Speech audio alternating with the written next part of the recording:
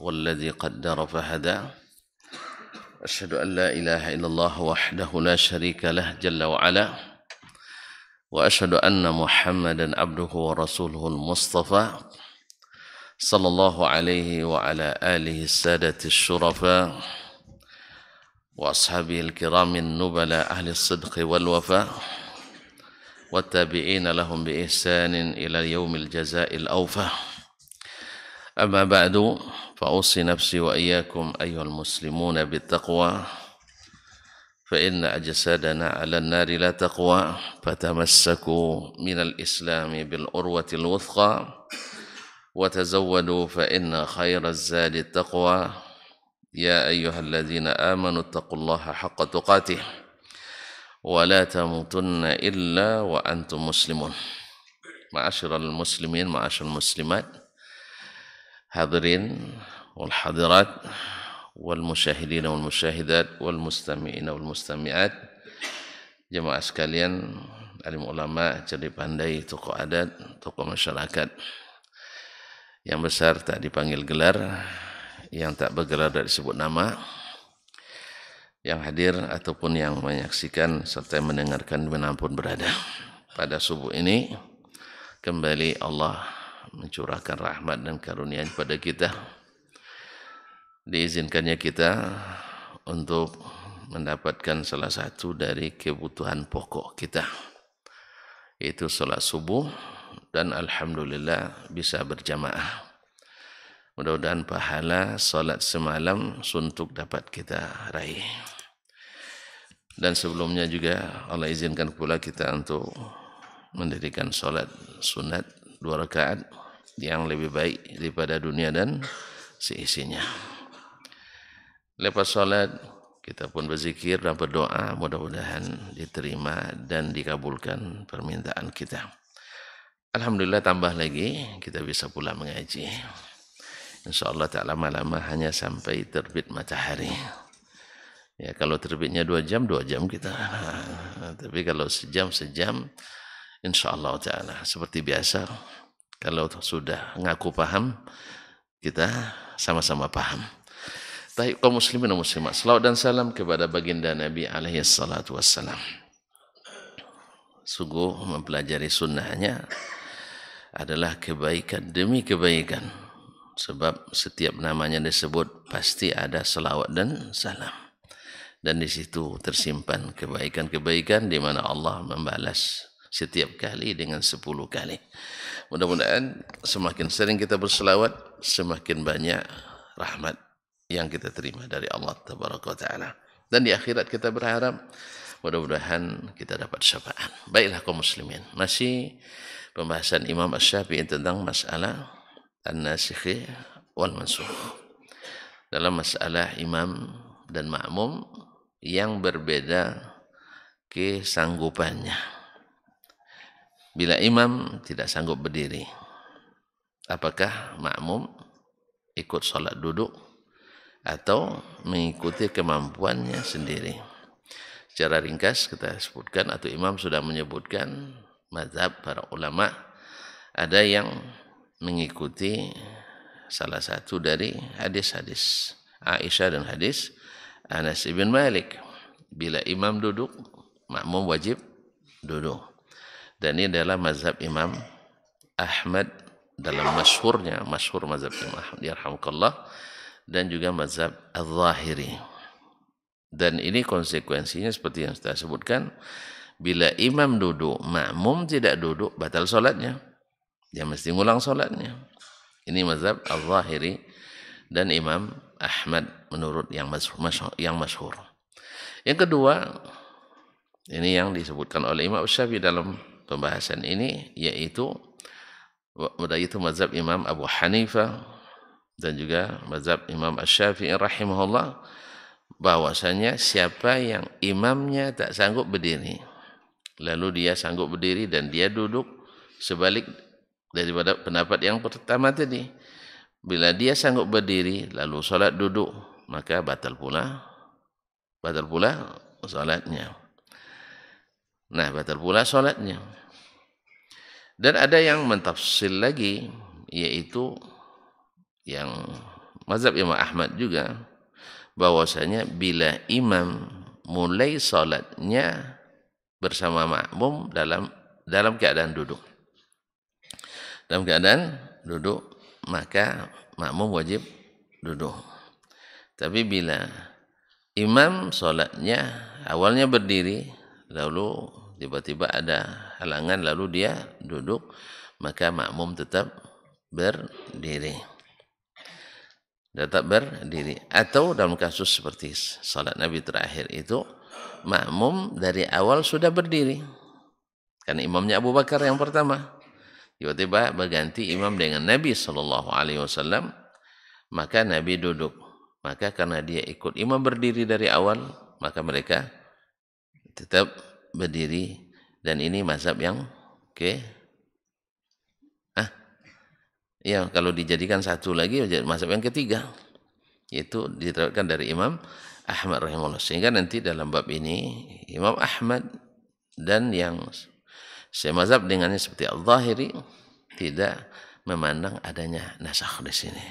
Tidak memandang adanya nasakh di sini. Tapi Imam Asy-Syafi'i memandang ada nasakh di sini. Maka dia masukkan dalam bab pembahasan tentang an-nasakh. Nanti ada mazhab yang lain lagi, mazhab Imam Malik. Kan pilihan kita kemarin mah. Ya. Kan kita yang milih. Kalau imam dari awal memang tidak sanggup berdiri, maka sebaiknya tahu diri. Gitulah lebih kurang. Bukan tahu diri, artinya mengundurkan diri. Dan itu yang akan disebutkan oleh Imam Syafi'i nanti. Law wakkala ghairahu kana hasanan. Andainya dia wakilkan yang lain lebih baik. Tapi kita lanjutkan. Sudah jelas?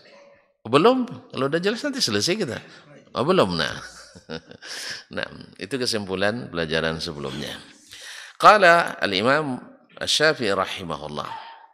Setelah beliau mengatakan wa kana fi dzalika dalil bima ja'at bis sunnah wajib alaihi nas, bahwa pada apa yang sudah dibahas sebelumnya, bahwa Nabi alaihi salatu wassalam di waktu dulu, di awal-awal ketika jatuh dari kudanya, menyuruh orang ikut salat duduk bersamanya. Tapi di kemudian hari, di saat dia akan meninggal, salat duduk, dia justru membiarkan jemaah salat berdiri. Berarti ada mazhab yang lain tadi, boleh memilih antara bila imam duduk, makmum sanggup berdiri, boleh ikut duduk, boleh berdiri. Ini mazhab lain lagi. Nah, ini juga menandakan kaum muslimin dan muslimat yang dirahmati Allah, bahwasanya para ulama-ulama itu, ya, ulama-ulama itu, mereka di antara sebab ikhtilafnya perbedaan mereka dalam memahami dalil. Dalam memahami dalil.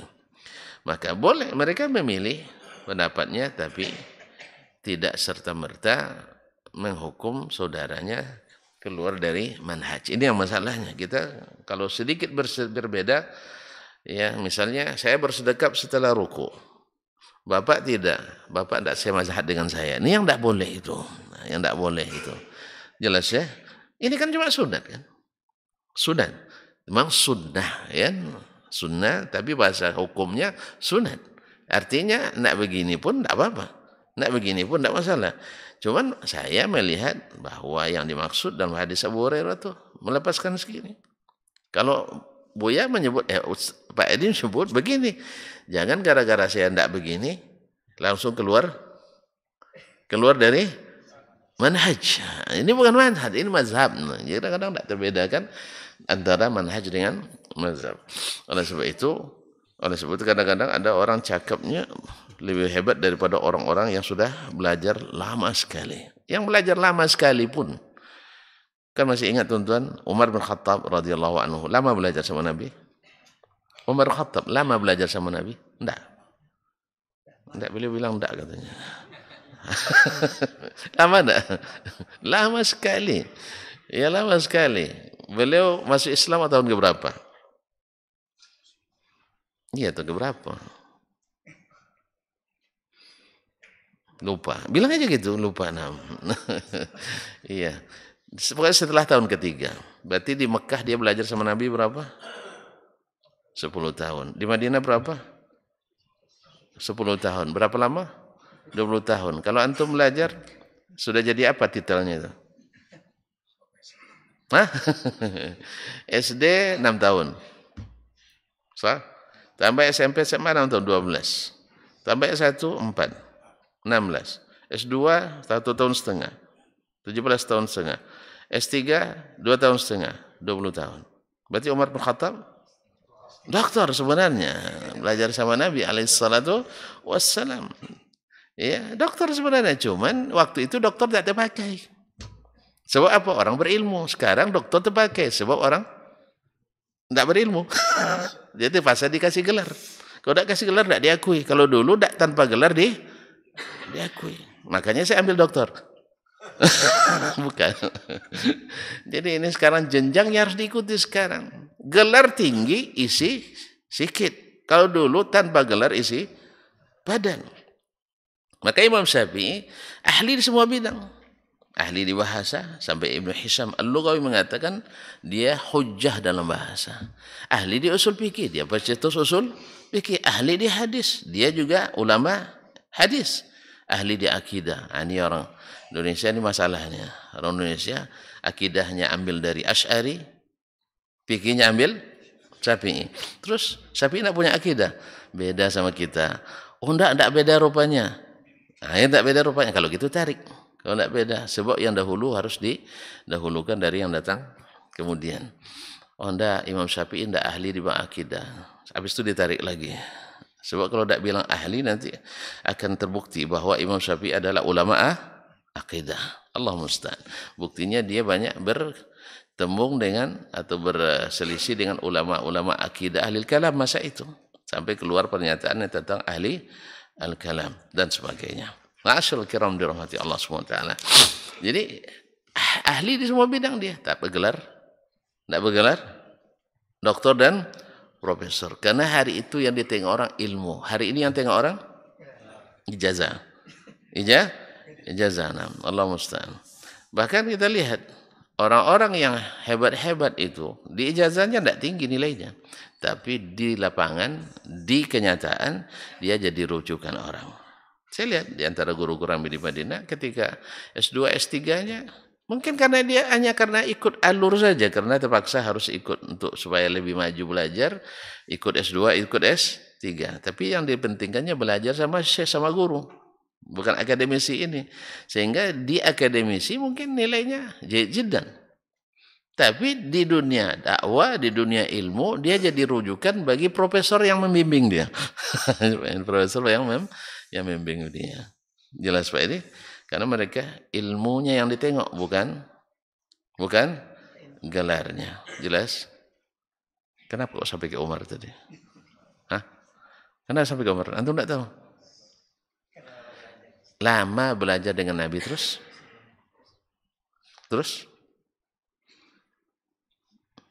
lupa jadinya. Ada saja yang tidak dia ketahui. Ada saja hadis yang belum sampai kepadanya. Kapan sampai? Setelah Nabi wafat. Apa artinya? Bahwa perbedaan antara satu alim dan satu alim bukan mengeluarkannya dari manhaj ahlus sunnah dan masalah far'iyah. Tapi kalau sudah masalah keyakinan, itu yang baru membawa berbeda dari manhaj. Paham sih? Kalau tidak paham, lama kita duduk jadi 20 tahun lagi baru bisa. Nah, taib kaum muslimin dirahmati Allah. Maka beliau mengatakan dalam hal itu terdapat dalil ya bersama dengan apa yang datang dalam sunnah Nabi SAW. Wa ajma' alaihin nas, dan masalah ijma' di kalangan para ulama. Min anna as-salata qa'iman, bahwa salat dalam keadaan berdiri idza ataqahal musalli, mesti dilakukan oleh orang yang sanggup berdiri. Wa qa'idan idza lam yutiq, dan salat dia dalam keadaan duduk bila tidak sanggup. Dalam hadis tadi. Nah. Wa an laysa lil mutiqil qiyama munfaridan ay yusalli qa'idan, dan tidak boleh, ini menurut ijma'. Ini yang terakhir kemarin kita bilang. Tidak boleh bagi orang yang sanggup berdiri ketika dia sholat sendiri, sholat dalam keadaan duduk. Kenapa dia bilang mengatakan sholat ijma' ini? Kenapa dia bilang bahwa ijma' bahwasanya seseorang yang sanggup sholat berdiri lalu dia solat berduduk, ketika solat sendiri, tidak sah. Kenapa Imam Syafi'i menyebut solat sendiri? Nah, karena solat jemaah ada khilafnya. Karena solat jemaah ada khilafnya. Apa khilafnya tadi? Dah lupa lagi. Imam Ahmad mengatakan, bila imam duduk, jemaah wajib duduk. Walaupun dalam hal ini dua riwayat, jadi dua cabang. Bila imam solat awalnya berdiri, imam solat berdiri, makmum berdiri. Walaupun imam di rakaat kedua atau di tengah rakaat pertama sudah duduk, imam boleh berdiri, imam duduk, makmum tetap berdiri. Ini mazhab 1-2 ya, tapi dua-duanya dari Imam Ahmad rahimahullah ta'ala. Dan sepaham dengan mazhab Al-Zahiri, Daud bin Ali Al-Zahiri. Yang ketiga, mazhab Imam Asy-Syafi'i dan Abu Hanifah, bahwa bila imam berdiri, duduk dan makmum sanggup berdiri, maka makmum tetap berdiri. Kalau dia duduk, batal salatnya, tidak sah salatnya. Jelas? Nanti yang keempat, mazhab Imam Malik. Apa kata Imam Malik? Siapa yang jadi imam tidak sanggup berdiri, berarti dalam keadaan sakit, sah? Maka dia tidak, mundur. Maka dia mundur, maju orang lain. Kalau Imam Malik mewajibkan ini, Imam Syafi'i tidak mewajibkan, seperti yang akan disebutkan. Imam Syafi'i sebenarnya setuju dengan pendapat gurunya tadi, Imam Malik. Cuman beliau tidak mewajibkan. Kalau Imam Malik mewajibkan. Tidak boleh imam yang duduk, makmum berdiri, dia jadi imam, tidak boleh. Mesti dia mundur ke belakang. Dan ini, kenapa kita pilih ini? Dari sisi dalil, mazhab Imam Ahmad lebih kuat. Sah? Dari sisi dalil. Atau setelahnya mazhab Syafi'i, bagi yang merajihkan mazhab Imam Ahmad. Sah? Nah, dalam mentarjih pun kita akan berbeda juga nanti itu. Sah? Ya Pak ini? Misalnya Syekh Ahmad Syakir merajihkan mazhab Imam Ahmad, memandang dari sisi kekuatan dalil. Lalu pendapat nasakh oleh Imam Asy-Syafi'i gimana menjawabnya? Dia bilang, jawabannya mudah sekali. Bila imam memulai berdiri, lalu dia duduk, makmum tetap berdiri. Dan itu kejadian pada hadis Abu Bakar. Itu hadis Nabi SAW ketika beliau sakit menjelang meninggal. Karena memang awalnya makmum berdiri apa duduk? Berdiri. Imamnya berdiri apa duduk awalnya? Berdiri. Makanya ketika imam duduk, mereka tetap berdiri. Nah, kata Imam Ahmad rahimahullah, selama masih bisa dikompromikan kedua dalil, kenapa dinasakh? Kenapa dinasakh? Tapi Imam Syafi'i memandang bukan dari situ lagi. Bahwasanya yang terakhir dari kedua kejadian adalah kejadian salat Nabi di akhir hayatnya. Maka ini dijadikan nasakh. Imam Ahmad enggak, itu enggak nasakh ya katanya. Itu bukan nasakh. Kalau menurut dia nasakh, menurut saya tidak. Sebab apa? Kejadiannya bisa dikompromikan. Jelas? Di hadis Anas dan Aisyah ketika Nabi jatuh dari tempat tidur, dari kudanya, beliau tidak bisa berdiri dari awal. Maka dia berduduk dari awal. Ketika duduk dari awal, maka makmum ikut duduk. Nah, adapun hadis hadis Aisyah ketika Nabi di akhir hayatnya, hadis Urwah betul. Tapi asalnya dari Aisyah juga, diriwayatkan musnad. Yang mursal dari Aisyah. Tapi di riwayat lain dari Bukhari dan Muslim dari Aisyah. Ala kulli hal. Hadis Urwah. Hadis Urwah yang mursal dalam Risalah, juga mursal dalam Kemudian ikhtilaful hadis musnad, bahwasanya Nabi alaihissalam di akhir hayatnya salat duduk, maka jemaah tetap berdiri. Apa sebab tetap berdiri?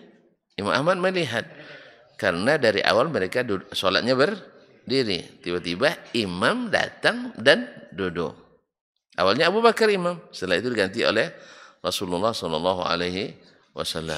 Maka karena mereka dari awal berdiri, maka tidak berpengaruh kepada duduknya imam. Andainya, kalau kita contohkan, misalnya tadi Ustaz Abdul Azmi misalnya, Awalnya berdiri. Kita berdiri dari awal. Pas di rakaat kedua misalnya, mungkin kenapa beliau tidak tahan berdiri, sakit misalnya, lalu dia duduk. Apa tindakan kita? Tetap berdiri. Karena dari awal sudah berdiri. Sedangkan kejadian pertama beda. Nah, bila dua hadis bisa dikompromikan, kenapa dinasakh? Kenapa dinasakh? Karena nasakh itu konsekuensinya lebih berat daripada tarjih. Lebih berat daripada jamak. Apa konsekuensi nasakh? Nasakh itu artinya hadis yang pertama tidak diamalkan lagi. Jelas, Pak? Tapi kalau bisa dikompromikan, dua-duanya diamalkan. Nanti yang lebih bagus diamalkan dua-duanya atau kan itu. Karena hadis hukum asalnya kan untuk diamalkan. Apapun apa kata Nabi, kata Allah SWT, wa ma atakumur rasulu fakhuzuh. Ini kan datang dibawa oleh Rasulullah SAW. Kalau kita nasakh otomatis ini. Bagi yang mengatakan nasakh, memang itu hak di zamannya, tapi ini hak pula di masanya. Nah, kan mazhab Imam Syafi'i dengan Ahmad sekarang berbeda. Apakah gara-gara itu Imam Ahmad bermusuhan? Apakah gara-gara itu Imam Ahmad dan Syafi'i bermusuhan? Ya enggak. Makanya kan gara-gara ini kita bermusuhan pula. Jelas? Ini ada sebagian paksa kita. Kalau undangan cendeko, jangan sama jodayan. Enggak bisa. Ya, kalau nak ikut mazhab saya, ikut manhaj, nak semanhaj kita harus begini semuanya. Jelas? Atau ketika sujud nanti kalau nak semanhaj kita harus tangan dulu baru tumit. Tumit dari awal dari bawah baru lutut. Nah, siapa yang lutut dulu berarti tidak semanhaj dengan kita. Akhirnya bojong nanti kalau jenggotnya duluan putih dari kita tidak semanhaj dia. Bukan kaum musliman. Jadi beda antara ikhtilaf dalam bab furu' yang boleh di zaman Nabi boleh, masa di zaman kita tidak boleh. Jelas? Di zaman Nabi saja boleh, pada zaman kita tidak boleh. Itulah makanya para fuqaha ahli sunnah banyak tidak bersama pendapatnya. Coba lihat. Imam Ahmad dengan gurunya Syafi'i berbeda kan? Syafi'i dengan gurunya Malik berbeda kan? Kalau Malik lebih lagi, dia bilang, Mas, kalau tidak bisa duduk, tidak bisa berdiri, jangan jadi imam. Imam Syafi'i rahimahullah ta'ala mengatakan sebaiknya, gitu kan? Kalau Imam Malik tidak ada sebaiknya lah. Kan itu. Pokoknya siapa yang tidak bisa berdiri dan jadi imam. Bagaimana kejadiannya kalau sholat buya? Dalam sholat mundur. Nah, cuma itulah Imam Malik. Walaupun dalam sholat dia mesti mundur. Makanya di belakang imam harus siap-siap jadi pengganti. Kalau tidak siap pengganti, minggir sedikit. Nah, kasih untuk orang yang mampu untuk menjadi. Nah, kecuali nggak ada sama sekali. Nah, yang langsung di belakang imam yang bisa menggantikan imam. Walaupun jarang terjadi, tapi kalau saat terjadi, nanti pas imam mundur, jangan bapak tolak aja. Main tolak-tolakan, hantum aja dalam sholat tidak bisa. Nah, kalau sudah imam mundur, otomatis yang belakang mesti maju. Jelas? Jelas tak? Atau misalnya batal wuduknya. Ya, kalau batal wuduknya sempat di Masjidil Haram, batal wuduk masjid imam, misalnya, akan lama nunggu ribut jemaah. Mana imam tadi katanya kan. Tapi kalau masjid kita bolehlah. Misalnya batal wuduk, dia tinggal keluar sini ada toilet di sini. Kalau sebagian masjid di sini tidak ada toilet, jalan lagi ke belakang kan. Di saat itu mungkin disarankan jangan suruh nunggu, suruh ganti. Ya, misalnya imam batal wuduk, kan ada kalanya imam batal wuduk. Pilihannya satu istikhlaf, suruh ada yang ganti. Kedua, dia suruh jemaah menunggu, yabni alaihi. Kalau sempat masjidnya, akan sebagian masjid, jemaahnya kapasitas 5.000 orang jemaah, WC hanya 4. Misalkan ada, rusak pula 2. Qomatnya cepat. Qomatnya cepat, WC-nya 4, rusak pula 2, batal wudhu imam, ngantri dulu di sana. Wuduknya, kalau gitu maka suruh gantikan saja. Jelas? Nah, tapi kalau kondisinya memang hanya sekedar wuduk, misalnya Nabi pernah sallallahu alaihi wasallam salat, rupanya teringat dia, belum mandi, jatuh. Suruh jemaah tunggu dulu. Akan salat kalau saya nak salah. Tunggu dulu. Habis, masa lama Pak? Awak yang lamanya Pak. Kalau kita mau lama, beliau enggak kan? Wudu, basuh kan? Habis itu wudu, habis itu siram 3 kali. Selesai. Awak mandi 3 kulah, makanya lama. Sabun 3 kali pula, sampo 4 kali. Kalau Nabi kan enggak. Nabi enggak seperti itu. Basuh kemaluannya, kemudian basuh tangan, wudu, lepas itu siram kepala 3 kali, habis itu siram segenap badan 3 kali, kanan, kiri dan seluruhnya. Lama tuh? Enggak, makanya kata sahabat, lalu Nabi masuk, kami lihat menetes air dari rambut beliau. Intinya bahwasanya perbedaan dalam masalah furu' tidak mengeluarkan orang dari manhaj. Ini yang harus didudukan masalah ini. Berapa banyak kita gara-gara berbeda, satu orang assalamualaikum warahmatullah misalnya. Ada yang bilang sebagian assalamualaikum. Nah, boba solat beda manhajnya. Tidak ada, riwayatnya ada. Jadi ada pula Allahu Akbar kabira walhamdulillahi katsira. Sebelah bilang ini NU nih katanya. Bukan, itu Nabi sallallahu alaihi wasallam. Kalau ada Allahumma ba'id baini wa baina khataaya Muhammadiyah. Jadi kotak-kotak begitu kaum muslimin muslimat. Kalau pas subhanakallahumma wa tabarakasmuka wa ta'ala jadu. Ini salafi wahabi ini. Bahaya gawat ini katanya. Saudara nih. Tidak nyaman dia salat selepas itu. Sama dengan mukaddimah innal hamdalillah, tutup telinga itu. Ini gara-gara banyak ustaz tukang fitnah, jadi akhirnya masyarakat jadi resah. Jadi resahnya masyarakat itu bukan karena mengaji, tapi gara-gara ustaz yang memprovokasi. Kalau tidak berzikir keras lepas salat, hati-hati kan ya. Lucu kadang seperti ini, lucu kan? Macam orang tidak ngaji aja. Kalau buaya-buaya kampung dulu yang begitu oke lah. Kalau sekarang sudah buaya nasional masih gitu kan lucu sekali gitu. Kalau tidak kunut subuh, hati-hati, berarti masjidnya sudah tidak Ahlus Sunnah lagi, mesti Wahabi itu dan sebagainya. Gara-gara itu berebut masjid. Allah musta'an. Kaum muslimin dan muslimat. Jadi kita lebih parah hari ini. Kalau dulu masa kita tua-tua dulu, Pak Edi masih ingat kan? Masjid dibelah. Tahu masjid dibelah? Tidak pernah nengok? Alhamdulillah, beruntung antum, anak milenial. Belum pernah lihat ya. Ada dulu kampung tuh, yang bagian depan, yang bagian jahar bismillah, di belakang yang sir bismillah dalam masjid. Sekarang enggak. Kalau ada yang enggak jahar bismillahnya, direbut masjid, rebut masjid kita, rebut masjid kita. Habis itu enggak diisinya. Apa yang mau direbut rupanya? Orang ramai di masjid, didirikan ibadah hanya gara-gara jahar dan tidak jahar. Hanya gara-gara kunut subuh dengan tidak kunut subuh. Hanya gara-gara zikir jama'i. Semuanya masalah-masalah yang diperselisihkan dan khilafnya lemah pula sebagiannya. Nasallallahu alaihi wasallam. Tapi yang lebih aneh adalah orang berilmu ikut pula campur tangan di dalamnya jadi provokator. Ini yang lebih menyedihkan kita. Andainya selepas dibubarkan pengurus lama, masuk pengurus baru, masjid lebih ramai, kajian lebih intensif, bagus. Apalah dikaji tidak masalah. Allah di mana-mana pun dikaji tidak ada masalah.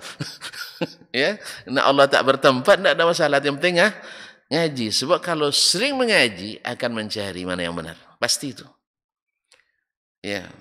Kalau udah ngaji, puas dan dengar Allah tak bertempat. Terus ayat dibacanya terus kan? Ayat dibacanya terus. Ya Rahmanu 'alal 'arsy istawa, tsumma istawa ila sama. Bacaan terjemahan. Allah bersemayam di atas aras. Kata Ustaz tidak bertempat. Karena Allah di atas aras. Gimana ini?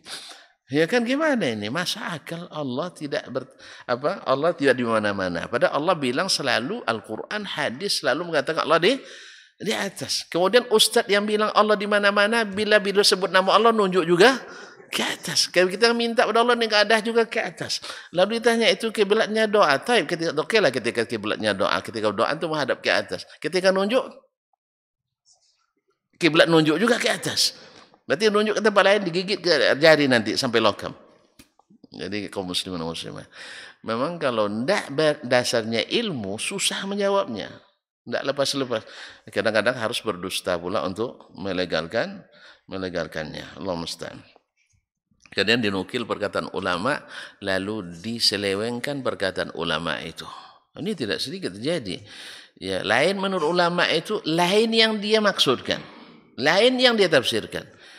Na'udzubillah, thumma na'udzubillah. Ini kejuruan ilmiah betul-betul teruji. Baik deh, Pak Edi, dah paham? Apa yang Pak paham? Iya apa? Saya ambil mazhab Syafi'i, Pak Edi ambil mazhab Hambali. Jangan berkelahi nak. Banyak berkelahi nak. Nah itu yang saya maksudkan. Jadi antara Syafi'i dengan Malik, tidak tobat Syafi'i untuk ilmu dari Malik. Kalau gitu saya tidak ngaji lagi sama Ustaz. Gitu dia. Tidak kan? Nah, Ahmad juga tidak langsung memblokir nomor Imam Syafi'i gara-gara fatwa dan masalah ini. Awak bilang tidak nasah juga kata dia. Tidak tahu dia lebih banyak hafalan hadis saya daripada dia. Mana yang banyak hafalan hadis? Imam Ahmad atau Imam Syafi'i? Imam Ahmad. Tapi Ahmad bilang bongak betul Syafi'i itu. Dasar tidak tahu hadis katanya. Kan gitu kan? Tidak. Sebaliknya Imam Syafi'i tidak bilang pula Ahmad. Kamu hafalan aja yang banyak. Pahamnya? Gunakan otak dikit. Enggak. Jadi itu yang harus kita pahami bersama mengaji itu. Karena apa? Karena dua-duanya sama-sama menta'zim Al-Quran dan hadis. Beda dengan ahli hawa. Ini menurut Quran, ini menurut dia ikut yang dia inginkan. Jelas Pak Haji? Nah, ini lihat. Khilaf mereka semuanya pakai dalil. Dan penempatan dalilnya benar. Ada juga yang pakai dalil, tapi penempatan dalilnya tidak benar. Masa untuk masalah musik dalilnya wajahna sama dunia bizinatinil kawakib. Kami jadikan langit-langit dunia dihiasi dengan bintang-bintang. Oh bicara tentang masalah musik halal atau haram. Itu ya. Kemana-mana. Innallaha jamilun yuhibbul jamal. Allah itu indah, cinta keindahan. Kalau gitu nanti dengan cara begini, nengok wanita cantik pun halal jadinya. Apa sebab? Allah cinta indah keindahan. Tengok indah tu kan, cantik dia kan. Allah Ustaz. Dalil lain, masalah lain itu memang pakai dalil. Oh, ada dalilnya Ustaz. Apa dalilnya? Itu tidak dalil, nama itu dalih namanya. Itu subuhan. Allah Ustaz. Jelas Pak dia. Kan mereka tidak ada keluar dari dalil tadi kan? Tidak ada yang keluar dari dalil sehingga mereka tidak keluar dari itu. Dah, apa pilih mazhab siapa? Ikut mazhab Dasman aja. Saya tidak buat mazhab, mohon maaf. Saya memilih mazhab Imam Malik rahimahullah sehingga kedua hadis tetap diamalkan. Kalau Imam Syafi'i konsekuensinya hadis pokoknya asal imam duduk, makmum tetap berdiri kalau sanggup. Atau sebaliknya. Imam berdiri, makmum tak sanggup berdiri, dia tetap duduk. Kalau Imam Ahmad enggak. Kalau imam berdiri, dia berdiri. Kalau imam duduk, dia duduk. Itu yang masyhur dari beliau. Tapi dalam riwayat lain disebutkan dari Imam Ahmad rahimahullah, bila awalnya imam duduk, maka ikuti duduk. Tapi bila awalnya berdiri, maka bila imam duduk, makmum tetap berdiri. Mengamalkan dua golongan hadis tadi. Hadis antara mengikut imam duduk dengan hadis yang tidak diikuti duduk. Kedua-duanya diamalkan. Sepertinya Pak Edi sudah mulai cenderung mazhab Imam Ahmad nampaknya. Ya. Alasannya apa? Imam Ahmad lebih hafal hadis dari imam? Tidak apa-apa, alasan itu tidak masalah. Tapi jangan jadikan itu untuk saling menjatuhkan dan merendahkan. Kalau saya tentulah, saya ingin damai-damai aja Pak. Jadi karena imam kan banyak yang bisa jadi imam. Kenapa dipaksakan juga yang sakit itu? Nah, Kenapa dipaksakan yang sakit? Nabi kan sakit jadi imam, Ustaz. Nabi ya jelas ya tidak bisa digantikan. Yang bisa digantikan dalam makna keafdaliannya amalan kita. Nah, jelas Pak ya? Belum beransur juga kerja kita. Makanya dalam bab ini Imam Syafi'i mengatakan solat sendiri tidak ada khilafnya. Bahwa seseorang sanggup berdiri mesti berdiri. Tak sanggup baru boleh duduk. Kenapa dia tidak sebut secara umum bahwa siapa yang sanggup berdiri tidak boleh duduk? Karena dalam solat jemaah ada khilaf tadi. Jelas? Maka beliau paham, bukan kita, bukan dia tidak paham. Makanya dia sebutkan munfaridan. Baik. فكانت سنة النبي صلى الله عليه وسلم أن صلى في مرضه قاعدا ومن خلفه قياما مع أنها ناسخة للسنة الأولى قبلها موافقة سنته في الصحيح والمريض وإجماع الناس. Maka sunnah Nabi SAW bahwa beliau salat di waktu sakitnya dalam keadaan duduk. Wa man khalfahu qiyaman. Dan yang belakangnya para sahabat salat dalam keadaan berdiri. Di riwayat Urwah tadi. Yang dari Urwah dari Aisyah. Seperti riwayat Imam Bukhari dan Muslim. Di sakit beliau terakhir, dia salat duduk, makmum salat berdiri. Ini sunnah Nabi SAW. Ma'annaha nasikhatun li sunnatihil ula qablaha. Di samping dia menjadi penasakh. Kan Imam Syafi'i memandang ini nasikh. Menjadi penasakh bagi sunnahnya yang pertama. Itu hadis Anas dan Aisyah. Yaitu ketika beliau jatuh dari kudanya. Di mana beliau menyuruh semuanya duduk. Kan berbeda tuh. Nah, sunnah yang terakhir ini muwafiqatan sunnatahu fi sahihi wal marid. Yaitu sesuai dengan sunnah yang beliau lakukan dalam keadaan sehat atau pada orang yang sehat dan pada orang yang sakit. Orang sehat berdiri, orang sakit duduk. Ini sunnah asalnya.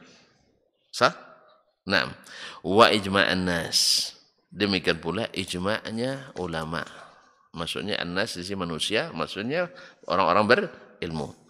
Ay yusalliya kullu wahidin minhuma fardahu. Setiap orang yang sakit atau sehat salat menurut kewajiban yang diwajibkan kepadanya. Yang sehat wajib berdiri, yang sakit boleh duduk. Itu yang sanggupnya. Kama yusallil maridu khalfal imami sahihi qa'idan. Sebagaimana orang yang sakit salat di belakang imam yang sehat. Apa yang dilakukan? Duduk.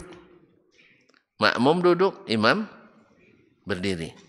Wal imamu qa'iman. Imam berdiri. Berarti masing-masing salat sesuai kesanggupannya. Ini sunnah pada asalnya. Sunnah pada asalnya. Kalau bukan karena hadis Anas dan Aisyah dan hadis Urwah, kemudian diberikan dari Ibrahim An-Nakhai, sebenarnya sudah selesai masalah. Cuman karena ada kasus-kasus seperti ini yang terjadi di luar kebiasaan. Di luar kebiasaan. Yaitu, kalau biasanya kan imam sehat semua. Sah? Pada asalnya imam biasanya sehat semua. Pada umumnya Nabi kan imam, beliau sehat. Makmum yang sering sakit. Berganti-ganti maksudnya. Ya kan? Misalnya waktu ini yang sakit, duduk dia. Besok sebulan lagi yang sakit, duduk dia.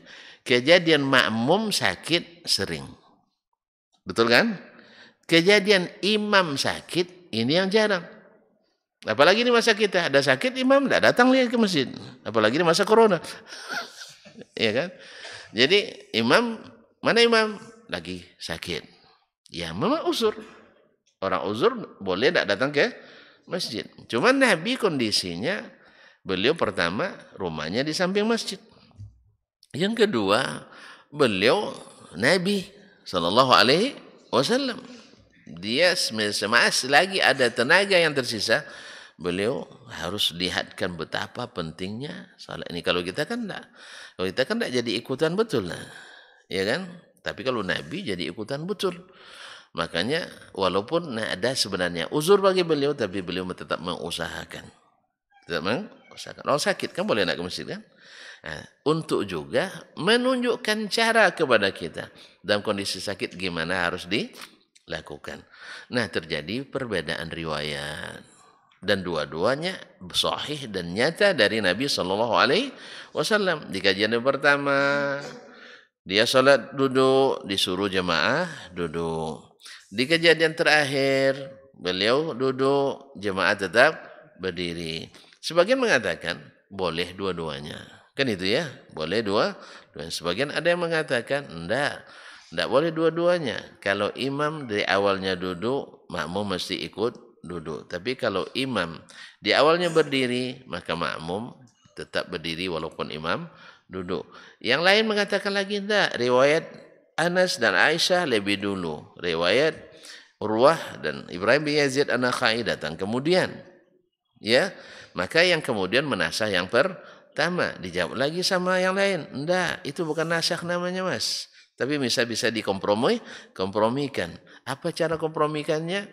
Bila imam dari awal duduk, maka dia makmum ikut duduk. Bila imam dari awal berdiri, kemudian dia duduk, maka makmum tetap berdiri. Sehingga kedua-dua hadis bisa diamalkan. Datang lagi Imam Malik. Woi katanya. Nah, kalau udah sakit, kasihlah yang lain dulu. Ya kan, supaya kita tidak khilaf di belakang. Ya maklumlah sebagian nanti belajar fikihnya fikih Hambali kan. Tengok orang sekeliling pada berdiri semua. Ini orang nggak ngerti satupun. Kan itu lagi kan. Karena dia hanya belajar mazhab Hambali. Makanya di sebuah atau di lembaga terkenal di luar negeri Timur Tengah, kita itu disaring. Di Indonesia, iya. Mazhabnya apa? Syafi'i. Masuk kelas Syafi'i. Jelas? Hambali, orang mana? Timur Tengah. Masuk Hambali. Orang mana? Turki. Oh, Turki. Hanafiyah. Iya, Hanafi. Masuk kelas Hanafi. Lalu dikotakkan bermazhab-mazhab. Makanya ketika pulang, masing-masing bilang siapa yang tidak bermazhab Hanafi bukan ahlus sunnah. Datang pulang ke Indonesia, siapa yang tidak bermazhab Syafi'i bukan ahlus sunnah. Ini masalahnya. Padahal pada asalnya mazhab itu semua diajarkan supaya orang paham. Oh, ini mazhab ahlus sunnah juga. Tapi dia imamnya Hanafi. Kenapa? Boleh saja dia merajihkan itu. Tidak ada masalah. Dia jadi imam, dia lakukan seperti yang dia yakini. Jangan diboikot pula. Hanafi tidak boleh jadi imam di sini. Pergi ke India sana. Gitu kan? Anda ikut Hambali dalam satu masalah, dua masalah, Anda minggat dari Indonesia. Karena Indonesia bumi Siapa yang bikin rekomendasi seperti itu? Bumi Syafi'i. Oh, kacau umat. Subhanallah. Mereka sendiri tidak kacau. Yang kacau antum. Yang kacau kita. Apa sebab? Memaksakan pendapat. Kita tidak boleh memaksakan pendapat. Nah, jelas. Jadi jangan dipaksakan. Ya, tapi kalau diskusi silakan. Nak sampai putus-putus pun bawa baju ni diskusi saking panas, tidak ada masalah. Tapi itu jangan sampai tidak sholat gara-gara debat. Ini enggak. Belum lagi debat dah siapkan tentara kan. Allah musta'an. Kaum muslimin dan muslimat dirahmati Allah SWT. Jadi Imam Asy-Syafi'i mengatakan sunnah seasalnya siapa yang mampu berdiri siapa yang mampu duduk.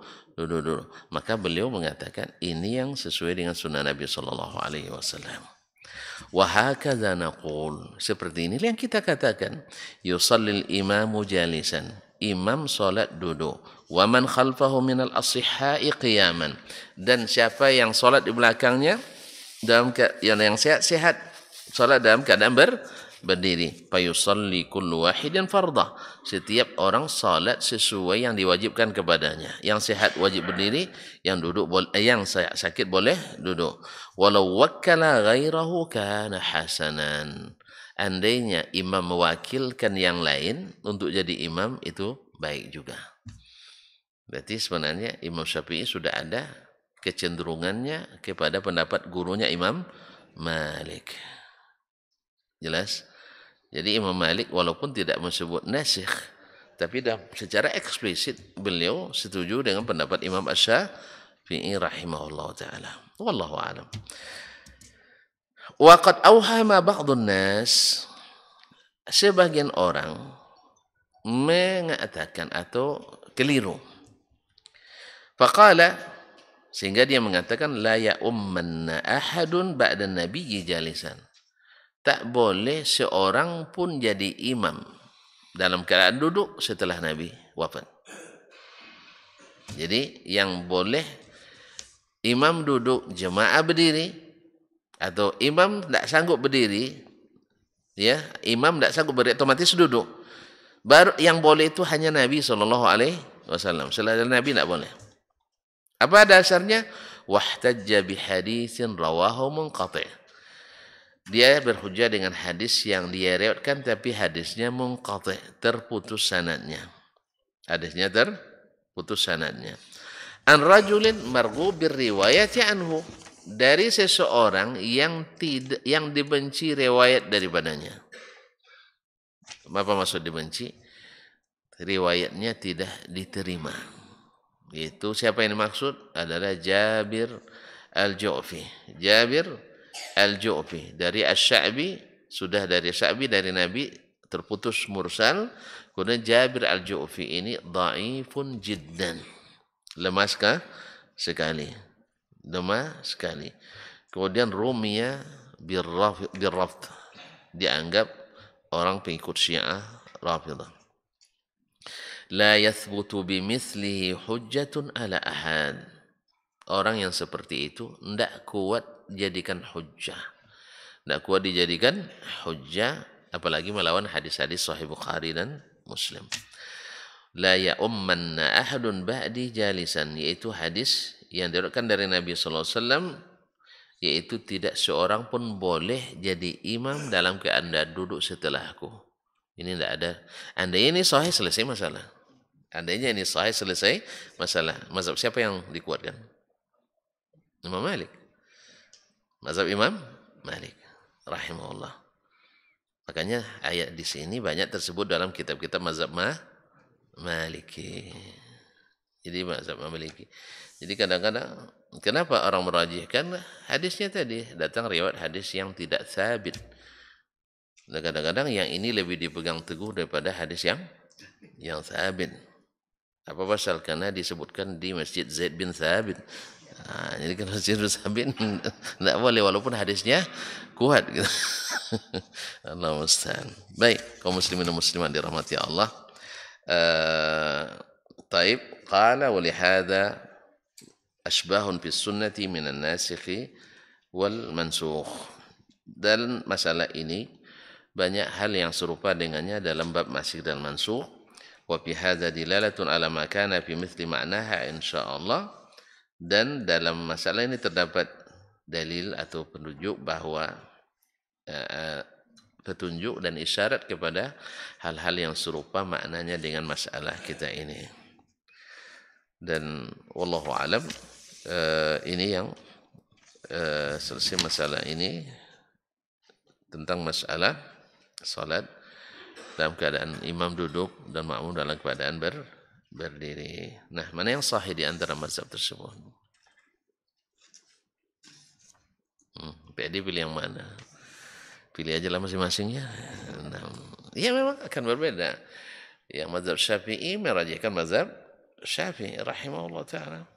Dan Hambali merajihkan mazhab Hambali. Misalnya Syekh Ahmad Syakir muhakkik kitab ini, beliau mengatakan war sahihur rajih indana. Yang sahih dan rajih menurut kami.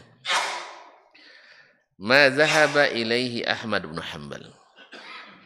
Mazhab Imam Ahmad bin Hanbal. Min anna al-imam idza shalla jalisan li uzrin, bahwa imam bila duduk salatnya karena suatu uzur. Wajib 'alal ma'mumina yusallu wara'ahu julusan. Wajib bagi makmum semuanya duduk salatnya bersama imam. Naam, ala hadithi Anas wa Aisyah. Sesuai dengan hadis Anas dan Aisyah. Hadis yang pertama tadi. Allazaini madaya biraqam, yang sudah disebutkan dengan nomor 696 dan 697. wa anna da'wan naskhi la dalila 'alaiha. Bahwa klaim dinasakh itu tidak punya dalil menurut beliau. Menurut Imam Syafi'i ada dalilnya? Nah, coba bayangkan. Jangan Bapak adu pula Syekh Ahmad Syakir sama Imam Syafi'i. Mana hebat Imam Syafi'i daripada Imam Ahmad Syakir. Tidak sesuai. Cuman kita adu dia dengan Imam Ahmad yang sekelas. Atau dengan Imam Malik yang juga tidak jauh level. Ya kan? Atau dengan Imam Abu Hanifah rahmatullahi alaih. Kalau antum nanti, kalau orang sekarang kan debatnya gitu. Masa Dasman lebih hebat dari Imam Syafi'i? Tentu jemaah. Oh iya juga, mana siapa Dasman? Siapa Ahmad Syakir? Siapa Al-Albani misalnya? Kalau main bola ibarat itulah antum. Klub Muarajalai United melawan apa yang ada Unitednya? Manchester. Misalnya Manchester, tapi tidak apa lagi sekarang ya. Yang paling apa sekarang apa?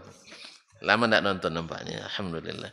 Misalnya aku yang masih walaupun tidak menang-menang sekarang, adu Muarajalai United dengan Manchester United. Kira-kira gimana? Seimbang enggak? Antum zalim meletakkan kami dalam grup misalnya grup B Muarajalai United lawannya Liverpool, Juventus dan sebagainya. Antum zalim. Makanya jemaah kadang-kadang karena enggak tahu tentu ngangguk-ngangguk dia. Iya pula Dasman nak melawan Imam Syafi'i katanya kan. Itu tidak seimbang lah. Tidak tahu diri saya jadinya. Itulah kadang-kadang orang tidak jujur jadi wasit. Tidak jujur jadi panitia. Iya kan? Makanya harus kalau ustaz, kalau saya di panitia harus jujur sebenarnya. Ini lawannya ini Ahmad. Siapa lawannya? Asy-Syafi'i. Abu Hanifah. Syekh Ahmad Syakir memilih mazhab Imam Ahmad. Bukan karena dia lebih hebat dari Imam Asy-Syafi'i. Bukan lebih hebat dari Imam Malik. Bukan. Jadi ketika saya mentarjih suatu masalah, misal masalah kunut subuh misalnya, saya katakan hadis-hadis tentang kunut subuh selamanya itu mungkar, bukan saya lebih hebat dari Imam Asy-Syafi'i. Cuma Imam Ahmad, Imam Al-Bukhari meriwayatkan hadis tentang tidak berkelanjutan, kutubus sittah. Sedangkan hadis tentang keberterusan itu hadisnya mungkar. Siapa yang bilang mungkar? Banyak. Jangan saya hanya menukil kan. Seperti Abu Hatim Ar-Razi misalnya. Atau Abu Hatim Ar-Razi saja, Imam Al-Bukhari saja segan kepadanya. Makanya adu mereka bukan kita. Kita hanya sekedar menyampaikan. Jelas? Atau jujur saja. Dasman itu memilih yang itu karena ini imamnya. Jangan bilang seolah-olah saya sendiri. Banyak sekarang tuh. Itu Wahabi tuh. Padahal dari Nabi SAW ketika dia sebut Wahabi tentu orang antipati. Wahabi mana? Yang haus darah katanya. Yang di Mekah itu. Bukan di Mekah. Yang di sini. Kan di Mekah kan orang nyaman. Coba orang haji nyaman enggak? Ada tuan-tuan yang nak mencabut enggak nak haji? Wih, tuan-tuan, ada yang tidak ingin naik haji? Hah? Semua mau haji semuanya. Tapi karenanya di sana enggak aman. Hah? Banyak zombie di sana. Tidak aman di sana. Orang sana berbeda pendapat, suka bantai orang.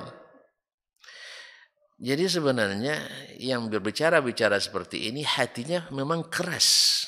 Sehingga menuduh orang lain yang kejam. Dia hatinya kejam memang. Ya, hatinya kejam, suka fitnah, suka berdusta. Lalu dikatakannya orang lain yang seperti itu. Lempar batu, sembunyi, tangan ramat, ni bida'ai hawan salat, kata orang Arab. Ada sejenis binatang, dia muntahkan apanya, habis itu sembunyi dia. Sehingga tertuduh orang yang dekat situ. Kamu yang bau ya katanya. Sama ada orang yang buang angin. Ya, orang lain yang dituduh. Ya, sebelum orang nunjuk dia nunjuk orang lain. Angin dari mana pula ini? Rupanya dia yang keluarkan bomnya. Alhamdulillah. Jadi ada orang yang suka memfitnah, ya, kejam dan kejam, padahal dia sendiri yang sebenarnya punya rasa itu. Allah musta'an. Ala kulli hal. Ya, kita kita belajar ilmu ini bukan untuk jadi orang yang kasar, bukan jadi orang yang kejam membabi buta. Enggak. Untuk ilmu ini supaya kita tegak lurus di atas kebenaran yang kita ketahui dan mengajak orang lain dengan sabar. Jangan sampai ada fitnah di antara kita. Jangan sampai ada dusta di antara kita. Ini kalau sudah sampai memplesetkan Al-Quran, memplesetkan hadis, memalingkan dari makna, kemudian fatwa ulama yang harusnya maknanya begini lalu kita artikan sesuai dengan nafsu, apalagi diharapkan dari kita? Ayat ditakwilkan, hadis diplesetkan, perkataan ulama ditarik supaya mendukung kita. Yang jelas-jelas saja jadi tidak jelas. Itulah masalahnya ilmu kelam itu. Ilmu kelam yang terang jadi kelam, yang jelas jadi tidak jelas. Oleh sebab itu maka Imam Syafi'i mengingatkan jangan belajar ilmu kelam. Bahkan Imam Al-Ghazali yang sudah lama berjalan di dalam ilmu kelam menulis kitab melarang orang untuk belajar ilmu kelam, karena memang yang jelas jadi buram jadinya. Yang jelas jadi buram, yang terang jadi kelam gara-gara ilmu kelam. Makanya belajarlah, kalau antum ahlus sunnah, belajar sunnah Nabi SAW, Al-Quran dan sunnah. Maka ahlus sunnah itu la ya'lamuna illa sunnah. Tidak ada keedah yang dibuat yang tak berdasarkan sunnah. Kalau berdasarkan tidak sunnah berarti bukan ahlus sunnah. Walaupun berbusa mengatakan kita ahlus sunnah dan sebagainya. Ma'asyarul kiram dirahmati Allah. Jadi ketika Imam Syekh Ahmad Syakir mentarjih ini, antum jangan memusuhinya, enggak. Jangan diadu dia dengan Imam Asy-Syafi'i. Ya, adu gurunya sama gurunya. Kadang ini dia meraji ke mazhab Imam Ahmad, hadapkan dia dengan Ahmad supaya kita tidak merendahkannya. Jelas? Ini kadang-kadang orang lain yang bicarakan masalah sampingan yang ditonjolkan. Tidak sedikit juga itu. Masalah sampingan yang ditonjolkan, bukan masalah yang esensial. Supaya apa yang penting asal dapat menjatuhkan, itu target. Asal dapat mendebat, itu target. Ini adalah ciri-ciri orang yang di hatinya ada penyakit. Aku bicara tentang masalah duduk, tapi dia bicarakan, saya sebut nama tadi. Harusnya mazhab Abu Hanifah begini, itu tidak esensial sekali. Yang masalah esensialnya adalah ini. Baik. Terima kasih dan mohon maaf. Kayaknya sudah paham, sudah jelas. Kalau sudah jelas kita selesai. Wabillahi taufiq wal hidayah. Wallahu taala alam. Wa sallallahu ala nabiyyina Muhammadin wasallam. Wa subhanakallah bihamdik asyhadu an la ilaha illa anta astaghfiruka wa atubu ilaik. Insyaallah perkataan tarjih tadi kita kalau ada waktu pada kesempatan yang akan datang kita sebutkan kembali. Wallahu taala alam wa sallallahu wassalamu alaikum warahmatullahi wabarakatuh.